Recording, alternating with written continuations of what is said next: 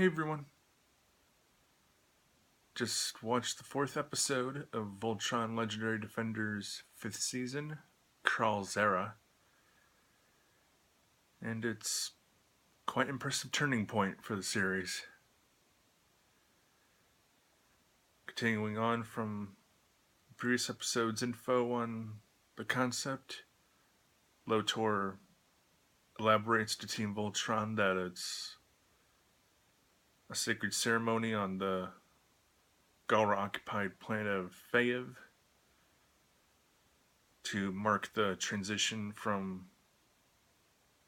one supreme ruler to the next. And there's unease, a bit of a divide on whether they should strike during that time or wait for possibly more ideal opportunity as Galra leaders continue their infighting.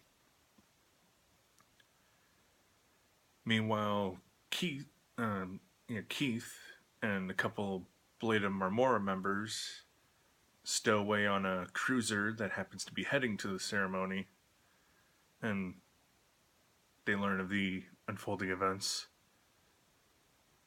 and quickly decide to wage an attack on the event to hopefully further fracture the command structure. And from there, it's very much from the Galra point of view, which is really nice change.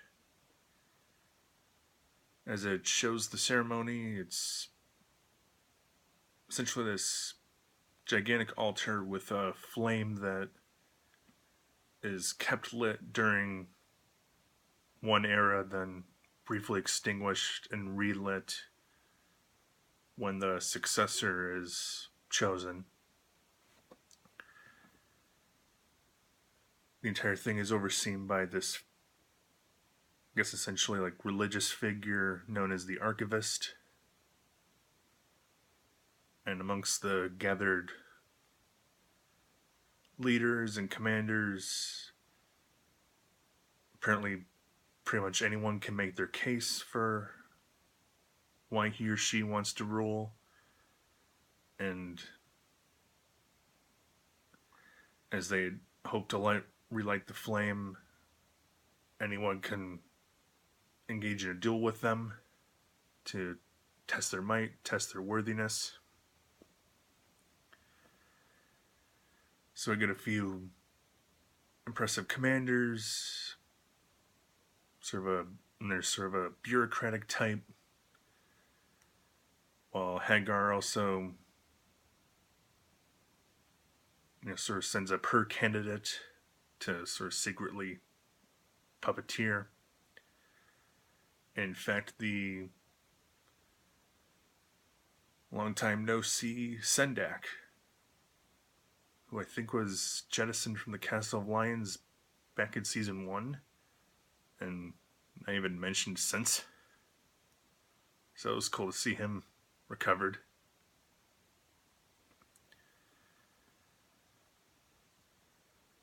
Yeah, we get the heroes' complications on what they should do next.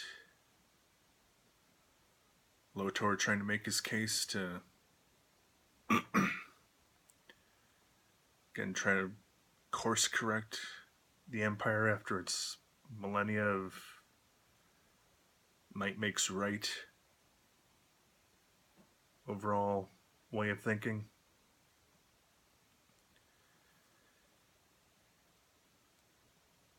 And overall, when it comes to shows like these, it's fun to get at least an occasional episode from the villain's point of view. But this one is kind of a standout in that type. When the infighting reaches like a fever pitch, it's pretty cool to see. It gave me a little bit of goosebumps. Leaders striking out at each other, cruisers opening fire upon each other. For all we can tell, maybe even members of the same command group turning against one another.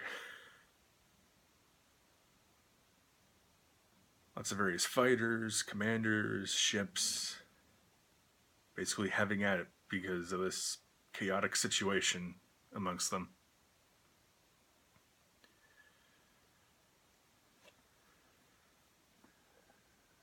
Guess a bit of a spoiler, although I won't lead it quite to the end of the episode. Lotor does arrive at the ceremony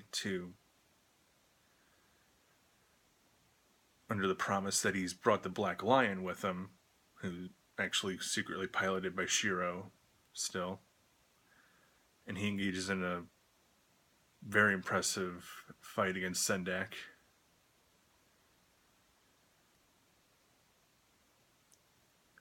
So, also amongst all the chaos of the Galra going at it amongst themselves, Keith wants to delay the attack, but the other Blade members just want to keep on going.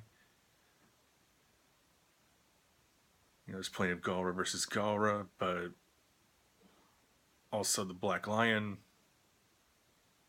taking part in the battle. Very multi-sided, but not hard to follow. It's still very manageable. There aren't a ton of sides to keep track of, thinking, okay, who's that? Is that a character I should support? Are they secretly doing this or that? No. It's basically what I recapped. It's quite easy to follow on screen as the story unfolds.